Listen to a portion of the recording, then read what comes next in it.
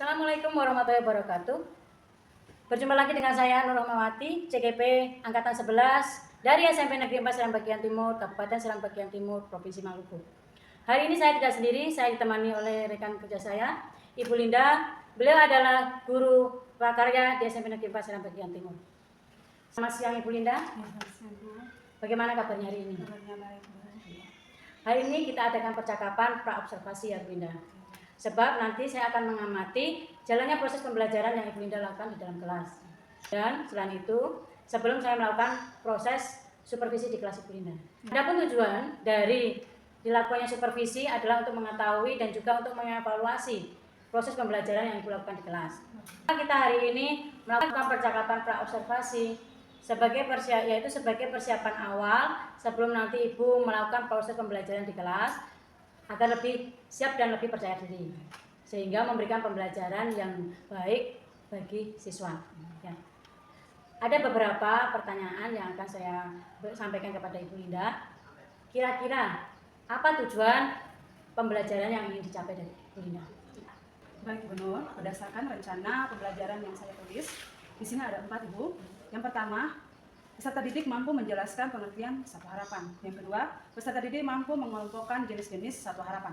Yang ketiga, peserta didik mampu mendeskripsikan karakteristik jenis-jenis satu harapan berikut ciri-cirinya yang ada di lingkungan sekitar atau wilayah setempat dan wilayah lainnya. Dan yang terakhir, keempat, peserta didik mampu membedakan jenis satu harapan berdasarkan ada tidaknya tulang belakang.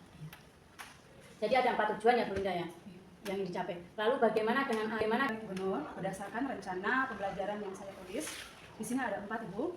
Yang pertama, peserta didik mampu menjelaskan pengertian satu harapan. Yang kedua, peserta didik mampu mengelompokkan jenis-jenis satu harapan. Yang ketiga, peserta didik mampu mendeskripsikan karakteristik jenis-jenis area pengembangan yang ingin Ibu Linda capai atau yang ingin Ibu lakukan observasi. Area pengembangan yang dikasih. Baik, untuk area pengembangannya mungkin saya menggunakan 2 hal, yaitu area pengetahuan dan juga area keterampilan. Yang pertama, pengetahuan, yaitu siswa melakukan telaah terkait dengan satu harapan dan jenis-jenisnya. Iya. Kemudian, area keterampilan, yaitu menuliskan tentang ciri-ciri dari satu harapan yang ada di berbagai daerah, sehingga mereka bisa membedakan perbedaan dari satu harapan di tiap daerah. Baik Bu Linda, jadi area pengembangan yang ingin dicapai adalah bagian aspek pengetahuan dan juga aspek keterampilan ya Bu Linda. Nah, saya ingin mendengar dari Ibu bagaimana rancangan pembelajaran yang ingin Ibu terapkan dalam kelas nanti.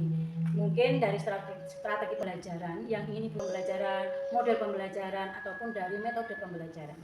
Baik Ibu Nur, untuk strategi yang saya gunakan adalah pembelajaran berdiferensiasi berdasarkan kesiapan belajar siswa yang diintegrasikan dengan pembelajaran sosial emosional, Ibu.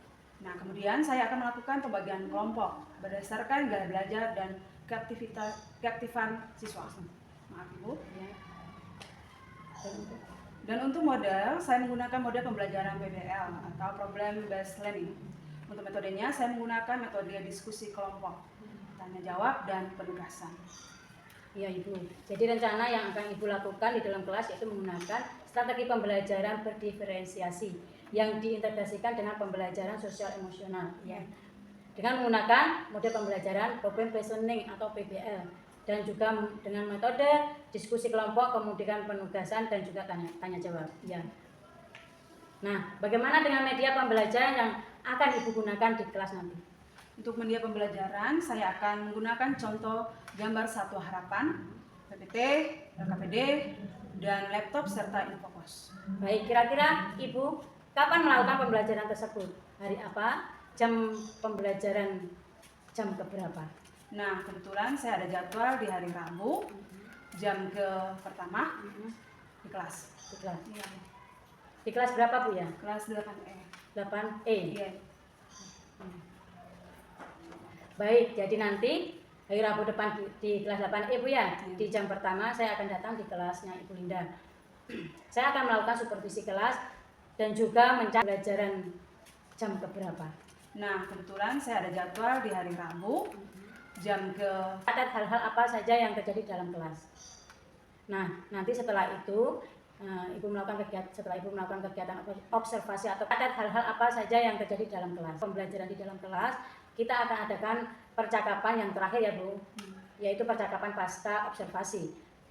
Baik Bu Linda, sebelum kita akhiri, kira-kira apa yang Ibu dapatkan dari percakapan hari ini? Dari percakapan hari ini, saya mendapatkan gambaran tentang dia, apa yang saya akan gunakan nanti, yang harus sudah saya persiapkan dari sekarang. Terima kasih atas waktunya ya Bu Linda, sudah bersedia berbincang-bincang dengan saya di percakapan praobservasi ini. Sampai ketemu di kegiatan observasi kelas di hari Rabu depan. Demikian percakapan kita hari ini. Sampai ketemu lagi di kegiatan observasi kelas dan percakapan pasca observasi. Wassalamualaikum warahmatullahi wabarakatuh. Terima kasih banyak Ibu Linda atas waktunya. Halo anak-anak, selamat pagi. Pagi luar biasa. Coba ulang, selamat pagi. Pagi luar biasa. Oke. Hari ini kita akan belajar mata pelajaran. Oke. Semuanya hadir? Hadir, Bu. Oke. Ada yang sedih? Tidak. Ada yang marah? Tidak. Berarti hari ini kita punya kabar semuanya? Baik. Oke. Tentang satwa? Harapan. Apa yang anak tahu tentang satwa harapan? Tidak tahu. Tidak tahu? Ada yang lain? Satwa harapan menurut anak-anak punya pandangan masing-masing. Satwa harapan itu apa ya? Ayo. Satwa harapan. Ada yang tahu tentang satwa harapan? Satwa harapan adalah hewan atau Binatang hewan atau binatang, ada yang lain? Satwa harapan adalah Satwa harapan adalah binatang atau satwa selain binatang yang dipelihara atau diternak dan diharapkan jika misalkan hal itu karena adanya hasil dari diternak. Dengan kata lain, satwa harapan merupakan satwa liar yang dapat memberikan manfaat ekonomi dan ekonomi jika dipelihara atau diternak. Terima kasih. Betul untuk teman Bapak. Oke, hari ini kita belajar tentang ada yang budaya. Sorry, satwa harapan. Tentang satwa harapan. Budaya satwa harapan. Nah ini ada jenis-jenis satwa harapan.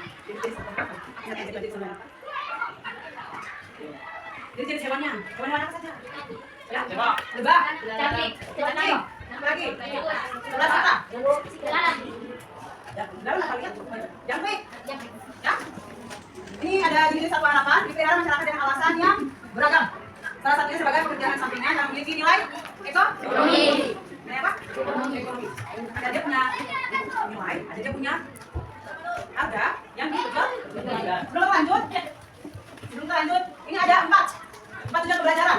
Yang pertama, peserta didik mampu menjelaskan pengertian satwa harapan. Yang kedua, mampu mengelompokkan jenis-jenis satwa harapan. Yang ketiga itu adalah peserta didik mampu mendiskusikan karakteristik jenis-jenis satwa harapan, jenis ciri-ciri dan lain-lain. Yang keempat dan terakhir, peserta didik mampu membedakan jenis satwa harapan.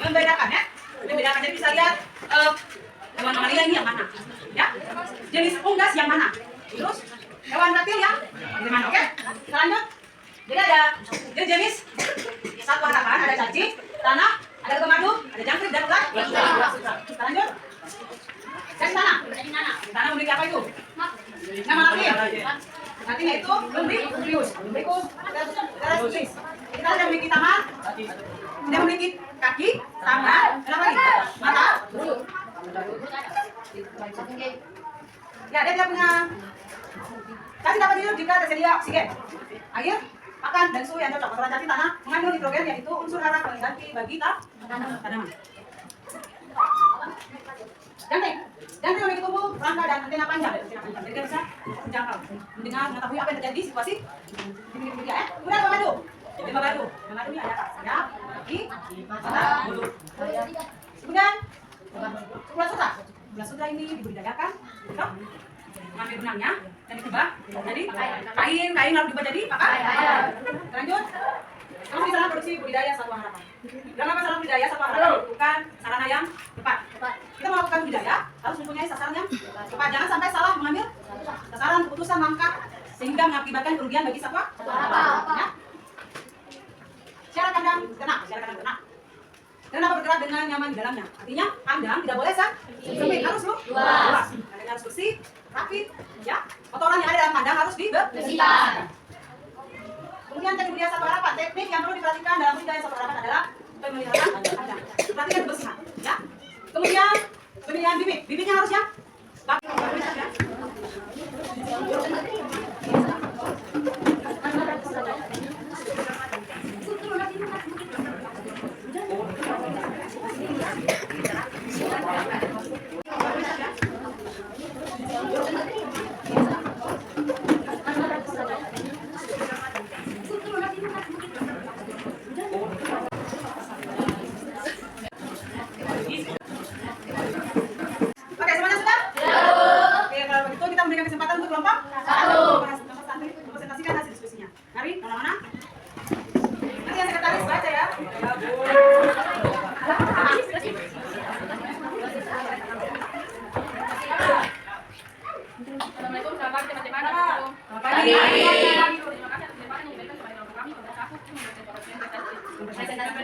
Di sana, lebah madu, jangkrik dan ulat. Adakah masukan atau saran dari kelompok yang lain? Setuju? Setuju. Jadi dengan kelompok satu punya jawaban? Setuju. Oke.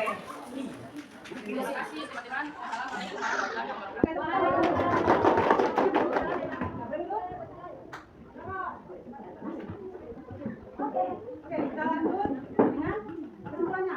Kesimpulan dari Satu Harapan. Kita simpulkan bersama-sama. Ada yang mau simpulkan? Satu Harapan itu apa? Ada yang mau simpulkan? Ya, Nona?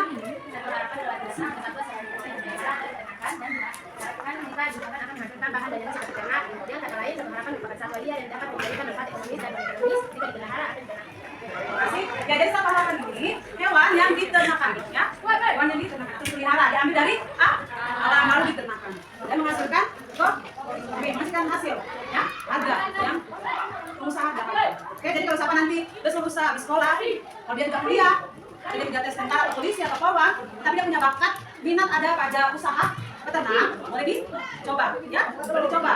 Siapa tahu ada hasil, ya, semua bisa? Bisa. Jadi jangan patah semangat. Ketika habis sekolah, tidak bisa kuliah, tidak bisa ikut tes itu dan ini, buka usaha sendiri. Bisa? Kalau ada modal, sudah ada modal berarti bisa ada jalan keluar untuk berusaha. Oke? Itulah kegiatan kita di hari ini. Kiranya pembelajaran hari ini menjadi bekal buat kita semua. Ya? Oke, sebelum kita menutup kegiatan di hari ini, kita kelas, pimpin kita dalam doa.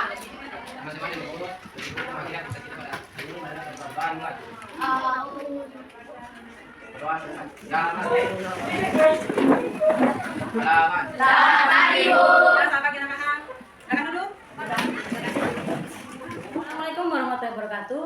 Berjumpa lagi pada percakapan pasca observasi bersama saya Nur Rahmawati, CKP Angkatan 11 dari SMP Negeri 4 Serang Bagian Timur, Kabupaten Serang Bagian Timur, Provinsi Maluku. Hari ini saya ditemani oleh Ibu Linda sebagai guru yang diobservasi pada kegiatan supervisi akademik. Selamat siang Ibu Linda. Selamat siang Ibu Nur. Bagaimana kabarnya hari ini? Alhamdulillah baik-baik.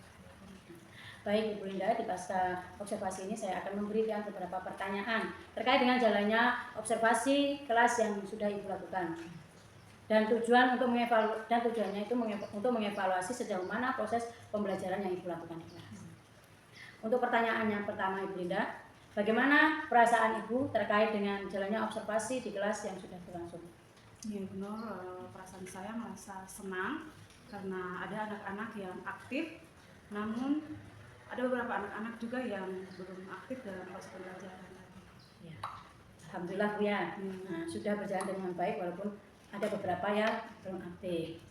Nah, Ibu Linda bisa diceritakan kembali area apa yang Ibu kembangkan di dalam kelas, kemudian langkah-langkah pembelajaran yang Ibu lakukan di dalam kelas. Ya benar, kalau tahapan saya yaitu melakukan rencana pembelajaran, kemudian pada area pengembangan, pengetahuan dan keterampilan, dan untuk pengetahuan, siswa menyebutkan jenis-jenis satwa harapan dan pembedaan dan membedakan jenisnya berdasarkan tulang belakang. Sedangkan untuk keterampilannya yaitu menulis rangkuman, perbedaan dan jenis-jenis satwa harapan dan juga sarana serta teknik budidaya satwa harapan. Ya, baik, jadi area pengembangan dari pengetahuan dan dari keterampilan Ibu ya. Nah, menurut Ibu sejauh mana area pengembangan yang sudah Ibu lakukan? Apakah sudah berhasil di dalam kelas atau belum? Ya, menurut saya puji syukur sudah berjalan dengan baik, namun masih ada kekurangan. Ya, baik, jadi sudah berjalan dengan baik tapi masih ada kekurangan. Menurut Ibu, apa sih kekurangan dan kendala-kendala yang Ibu alami ketika menjalankan proses pembelajaran di kelas? Ya, benar, kekurangan atau kendala yang saya hadapi dan mungkin dihadapi oleh beberapa rekan guru juga, yaitu masih ada anak yang pasif. Baik, jadi ada beberapa siswa yang kurang aktif ya Bu Linda, itu hanya mengandalkan teman dalam mengerjakannya. Nah, kira-kira hal itu bisa terjadi itu kenapa? Ya, kemudian kenapa mereka tidak mau terlibat dalam diskusi tersebut? Ya baik Bu Nur, mungkin ada pembagian kelompok dan jumlah siswa yang tidak banyak. Saya akan menggunakan pendekatan yang sesuai dengan minat anak. Misalnya saya akan bagi kelompok berdasarkan gaya belajarnya. Ada gaya belajar visual, auditori, dan kinestetik, sehingga anak akan merasa lebih nyaman. Jadi saya lakukan sesuai dengan kenyamanan anak tersebut. saya lakukan dengan memberikan pertanyaan kepada anak tersebut, menyesuaikan dengan adanya kegiatan di kelas. Baik, berarti itu rencana kedepannya Bu Linda. Pada saat nanti pembelajaran ke depan, Ibu nanti akan menyesuaikan dengan kenyamanan mereka, sesuai dengan gaya belajar mereka masing-masing. Ada yang menggunakan gaya belajar visual, ada yang menggunakan gaya belajar auditori, ada yang menggunakan gaya belajar kinestetik. Seperti itu ya Bu ya? Iya, Bu. Mudah-mudahan apa yang nanti Ibu Linda rencanakan dapat terrealisasi dan dapat memberikan proses pembelajaran yang lebih baik lagi dibandingkan dengan pembelajaran yang kemarin atau yang sudah berlangsung tadi. Saya tunggu cerita-cerita dari Ibu Linda nanti apakah bisa direalisasikan atau tidak. Kira-kira Bu Linda, kapan Ibu Linda akan melakukan perubahan dengan rencana yang Ibu sampaikan tadi? Ya Ibu Nurul, mungkin untuk waktu tepatnya belum saya tentukan, tapi pastinya saya akan melakukan secepatnya. Mungkin nanti setelah PTS ini ya Bu ya, Iya, Bu. karena minggu-minggu ini kan anak-anak masih disibukkan dengan kegiatan PTS. Baik Ibu, terima kasih banyak atas jawaban-jawaban yang telah Ibu berikan. Sama-sama. Mudah-mudahan apa yang direncanakan ini bisa secepatnya direalisasikan. Baik, akhirnya rangkaian kegiatan supervisi akademik sudah selesai. Dimulai dari kegiatan pra-observasi, observasi di kelas, dan juga percakapan pasca observasi. Saya ucapkan terima kasih sebanyak-banyaknya kepada Ibu Linda, dan saya akhiri. Wassalamualaikum warahmatullahi wabarakatuh. Terima kasih banyak.